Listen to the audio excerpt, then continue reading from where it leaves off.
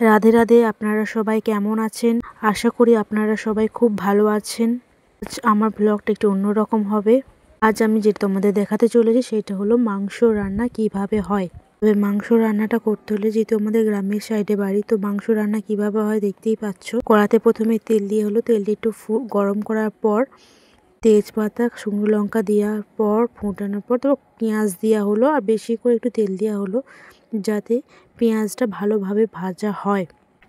ভালোভাবে ভাজার জন্য প্রথম পেঁয়াজটাকে 5 মিনিট নাড়ার পর 5 মিনিট ভাবে নাড়তে হবে যাতে পেঁয়াজটা ভালোভাবে হয়। তারপর একটু রসুন দিলাম, রসুন দিয়েও পেঁয়াজটিকে করতে হবে। রসুন আর পেঁয়াজ একসাথে দিলেও কোনো অসুবিধা হবে না।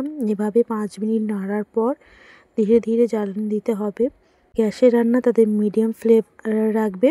আর যারা বেশি ঝাল খেতে পছন্দ করো তারা ঝাল দেবে। কাঁচা লঙ্কা ম্যান্ডেটরি নয়, কাঁচা লঙ্কা হলো অপশনাল। তারপর ধীরে ধীরে একটু নিয়ে নিলাম, নাড়তে হবে। ধীরে নাড়ার 5 মিনিট 10 মিনিট নাড়ার পর তারপর আমরা দেব আদাটা, হাতে নিয়েছি আদাটাও দেব। ও টমেটোটা দেওয়া হয়নি, তো টমেটোটা দিয়ে আরও একটু 5 মিনিট নাড়িয়ে নেব। টমেটোটা তোমরা পারলে কষা 5 মিনিট আগেও দিতে পারো বা কষার সময়ও দিতে পারো, কোনো অসুবিধা নেই। পেঁয়াজ, টমেটো, রসুন ভালোভাবে ফ্রাই করে নিতে হবে যাতে ভালো মাংসটা একটু স্বাদটা আসে।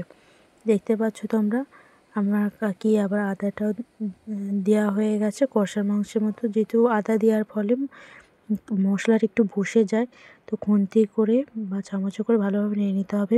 পরিমাণ মতন ঝাল নেবে তোমাদের, আর হলুদটাও নেবে। নেওয়ার পর তারপর ধীরে ধীরে কষতে হবে। এই আলু ভাজা হয়ে গেছে। এই তো মাংস দেখতে পাচ্ছ, মাংসের পরিমাণ খুবই কম। যেহেতু মশলাটা বসে যাচ্ছে তার জন্য সামান্য পরিমাণে জল দিয়ে হালকা করে নেড়ে নিতে হবে যাতে মশলাটি কড়াটিতে বসে না যায়। এভাবে নাড়তে হবে। আজের মতো এখানেই শেষ। আপনারা সুস্থ থাকবেন, ভালো থাকবেন। ভিডিও দেখার জন্য অসংখ্য ধন্যবাদ।